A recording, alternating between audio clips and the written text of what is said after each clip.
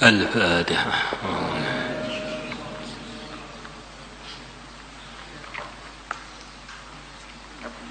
بسم الله الرحمن الرحيم.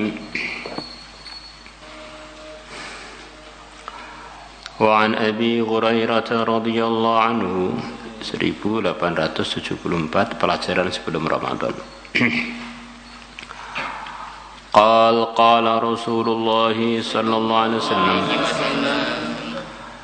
ayyuma rajulin mana saja laki-laki a'taqa imra'an musliman yang dia memerdekakan seorang laki-laki muslim dari perbudakan, istanqadallah maka Allah akan menyelamatkan bi kulli adwin minhu dengan setiap anggota tubuh minhu dari orang yang memerdekakan, orang yang dimerdekakan, udwan satu anggota minhu dari orang yang memerdekakan, minan nari dari api neraka. Mana saja laki-laki yang memerdekakan laki-laki muslim, maka dengan sebab dia memerdekakan tadi, setiap anggota tubuhnya muslim yang dimerdekakan, jadi asbab setiap anggota tubuh yang memerdekakan diselamatkan dari api neraka. Wa qala Sa'idu Marjanah fangtalaqtu, maka aku pergi bihi dengan membawa hadis tersebut, ila Ali ibn al-Husain kepada Ali putranya Sayyidina Husain, Ali Zainul Abidin.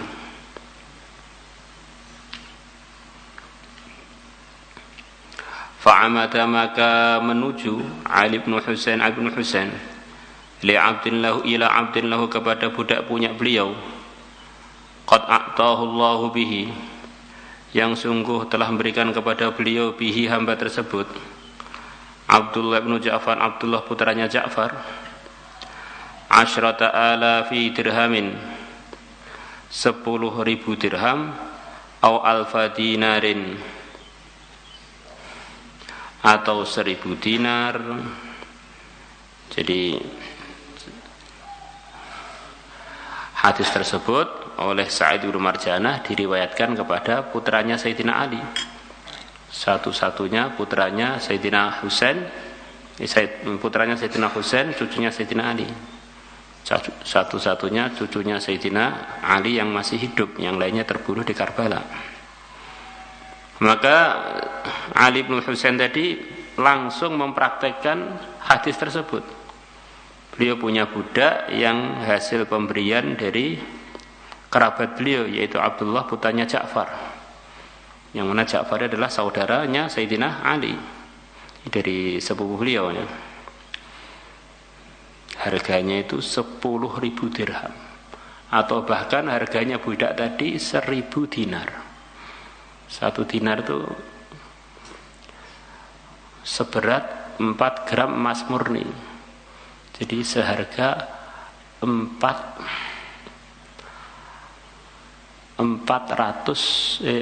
kilogram emas.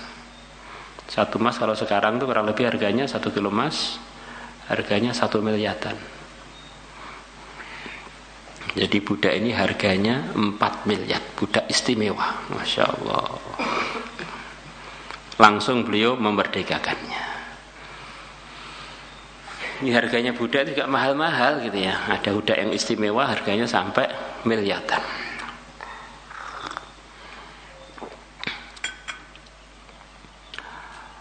Wa fi riwayatin, dan dalam sebuah riwayat, qala telah bersabda an-Nabi sallallahu alaihi wasallam, man a'taqa barang siapa memerdekakan raqabatan muslimatan budak yang Islam, a'taqallah maka Allah akan memerdekakan bi kulli adwin minhu dengan sebab setiap bi kulli adwin dengan setiap anggota minhu dari mu'taq, dari hamba yang dimerdekakan, udwan minhu satu anggota minhu dari yang memerdekakan, minan nari dari api neraka, hatta farjahu bi farjihi, hatta ataqa farjahu bi farjihi, sehingga Allah memerdekakan dari neraka kemaluannya yang memerdekakan, bi farjihi dengan sebab farjinya orang yang dimerdekakan. Kalau yang ini farjahu kembali kepada mu'tik, farjihi mu'taq, bi farjihi mu'taq. Rawahul Bukhari wa Muslim wa an Uqbah bin Amir radhiyallahu anhu qala Rasulullah sallallahu alaihi wasallam man a'taqa raqabatan mu'minatan, barang siapa memerdekakan budak yang iman, fahiya maka raqabah mukminah tadi fikakuhu jadi kemerdekaan dia, jadi pelepasan dia minan nari dari api neraka. Rawa Ahmadu Abu Dawud wa Nasai fi hadis Hakim wal Hakim wa qala sahihul isnad. Wa an Wathilah bin al-Asqa radhiyallahu anhu qala kuntu, adanya aku ma'a Rasulillah sallallahu alaihi wasallam fi ghazwati Tabuk, dalam pertempuran Tabuk. Fa'atahu nafarun min Bani Sulaim, maka kemudian datang pada Nabi sekelompok orang dari Bani Sulaim. Nafar itu dari 3 sampai 10 biasanya gitu. Faqalu, maka mereka bilang pada Nabi, inna sahibana, sesungguhnya teman kami, qad aujaba, sungguh dia telah berbuat satu pelanggaran yang memastikan dia masuk neraka. Dia telah buat pelanggaran besar yang dengan pelanggaran itu kalau enggak diimain Allah mesti dia masuk neraka itu sudah. Faqala, maka Nabi bersabda, a'tiqu, merdekakanlah oleh kalian anhu, dari teman kalian itu. Maksudnya merdekakan oleh kalian, niatnya untuk teman kamu yang kamu laporkan itu, raqabatan budak. Yu'tiqullah, maka Allah akan memerdekakan bi kulli adwin minha, dengan sebab setiap anggota tubuh minha dari raqabah mukminah, udwan minhu, anggota minhu dari sahib kalian, minan nari, dari api neraka. Rawahu Abu Dawud Ibn Hibban wal Hakim wa qala sahihun ala syartil Bukhari wa Muslim. Qauluhu, perkataannya rawi aujaba, ay ata, maksudnya sahib kita telah melakukan bifi'lin, satu perbuatan. Aujabalahu, yang perbuatan tadi memastikan untuknya an-nar, untuk masuk neraka. Thawabu man hafidha farjahu khaufan minallah azza wa jalla, pahalanya orang yang menjaga kemaluannya karena takut kepada Allah. Jadi di antara kewajibannya manusia adalah mengatur anggota tubuhnya sesuai dengan ridhonya Allah. Yang mana jawarih anggota tubuh itu bagian dari sumber amalan dia di dunia ini. Sumber amalan ada 3, hati, lisan, dan anggota tubuh. Jadi antara anggota tubuh adalah kemaluan, yang itu jadi asbab wujudnya kita ya dari kemaluan itu. Sekian banyak ayat cerita khusus pentingnya orang-orang hamba-hamba Allah untuk menjaga kemaluannya. Itu adalah sifatnya orang-orang yang diridhai Allah, alladzina hum li furujihim hafizun. Itu selepas dijaga itu apa enggak ada solusi untuk kemaluan yang memang kemaluan itu perlu kebutuhan? Ada solusi dengan menikah, dengan memiliki budak yang perempuan. Semua larangan dalam agama itu hakikatnya ujian. Mesti ada solusi yang untuk solusi larangan itu. Dilarang berzina, solusinya menikah. Dilarang riba, solusinya berdagang.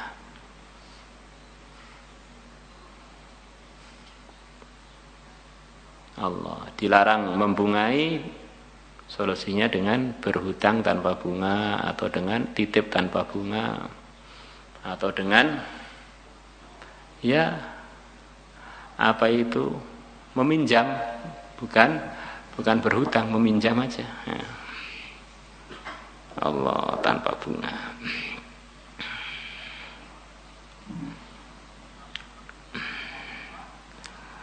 Lah pelanggaran yang kaitan dengan farji itu yang sampai berzina atau liwat itu bagian dari dosa besar. Yang mana dosanya banyak ulama berpendapat itu dosanya lebih besar daripada membunuh. Karena dengan sebab perzinaan bisa muncul generasi-generasi yang tidak ada pembimbingnya, tidak ada ayahnya, akhirnya generasi tersebut hidupnya jadi berantakan. Dan Allah telah berjanji dalam ayat yang akan kita baca, kalau kita ini menjauhi pelanggaran-pelanggaran besar dalam agama dan kita beriman, maka kesalahan-kesalahan kecil itu, dosa-dosa kecil akan dimaafkan semuanya oleh Allah. Di antara pelanggaran besar adalah pelanggaran-pelanggaran yang dalam agama sudah ditentukan hukumannya. Seperti berzina ada hukumannya, mencuri sampai nisab ada hukumannya, kemudian membunuh tanpa dibenarkan oleh Islam ada hukuman yang telah ditentukan, murtad ada hukuman yang telah ditentukan, menuduh orang yang dia ini orang baik-baik bukan orang yang jalang, dia tuduh berzina tanpa bukti, itu yang dipastikan itu termasuk dosa-dosa besar. Dan masih ada yang lain-lain. Ibnu Hajar menyusun kitab khusus namanya kitab Al-Kabair, kumpulan dosa-dosa yang menurut pandangan agama adalah dosa-dosa besar, biar kita menjauhkan diri dari hal-hal tersebut supaya masih dapat janji dari firman Allah yang akan kita baca ini. Qala Allah Ta'ala telah berfirman, in tajtanibu kaba'ira ma tunhauna anhu nukaffir ankum sayyi'atikum wa nudkhilkum mudkhalan karima. In tajtanibu, kalau kalian menjauhi kabairoma, besar-besarnya perkara, maksudnya dosa-dosa besar, tunhauna anhu, yang kalian dilarang anhu dari perkara tersebut. Kalau kalian menjauhi dosa-dosa besar yang kalian dilarang untuk melakukannya, nukafir ankum, maka aku Allah akan menghapus dari kalian sayyiatikum, keburukan atau kesalahan-kesalahan kalian.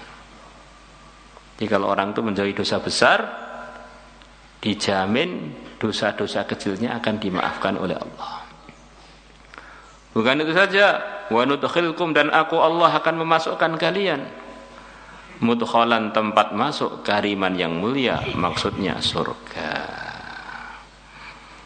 Kemarin sudah diterangkan bahwa dosa-dosa besar diantaranya yang telah kita sebutkan tadi. Kadang-kadang dosa itu sebetulnya aslinya tidak besar, tetapi karena dijalani dengan istiqomah, numpuk akhirnya jadi besar.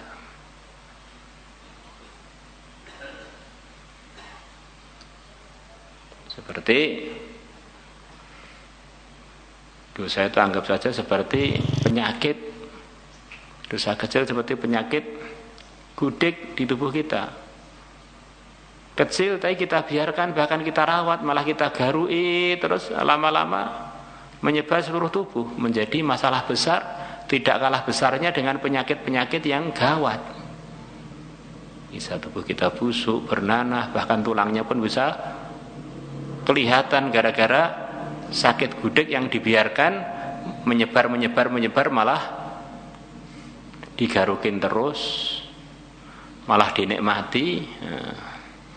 Katanya nikmat yang paling nikmat diantaranya di dunia ini adalah nggaruk gudik, katanya.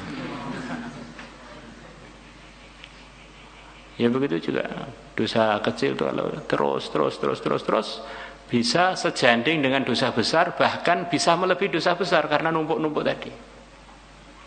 Maka hati-hati dengan perasaan saya ini nggak pernah buat dosa besar.